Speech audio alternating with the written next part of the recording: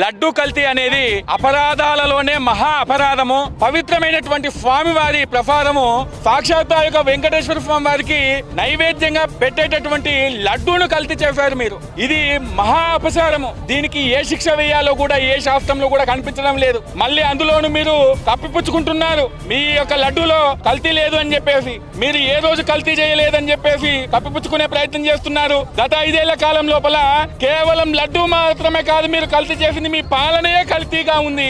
గత 5 ఏళ్ల కాలం లోపల మీరు ఏం చేశారండి? దేవాలయాలను నీలమట్టం చేశారు, దేవతా విగ్రహాలను నీలమట్టం చేశారు. ఇవన్నీ ఒక ఎత్తైతే సాక్షాత్తు ఆ కలియుగ వెంకటేశ్వర స్వామికి నివేదించేటటువంటి నైవేద్యాన్ని కల్తీ చేశారు. మేము అనుకున్నాం కేవలం వెంకటేశ్వర స్వామి దగ్గర జరిగిందానంటే, ఇది కాస్త రాష్ట్రంలో ఉన్నటువంటి శ్రీశైలం మల్లికార్జున స్వామి దేవస్థానం కానివ్వండి, విజయవాడ కానివ్వండి, ఇంకోటి కానివ్వండి, రాష్ట్రంలో ఎన్ని దేవాలయాలు ఉంటే అన్ని దేవాలయాలకు దేవతామూర్తులకు మీరు పెట్టింది నైవేద్యం ఏమిటి అంటే కల్తీ ప్రసాదము. ఇంతకంటే మహా అపరాధం ఇంకేమైనా ఉంటుందా?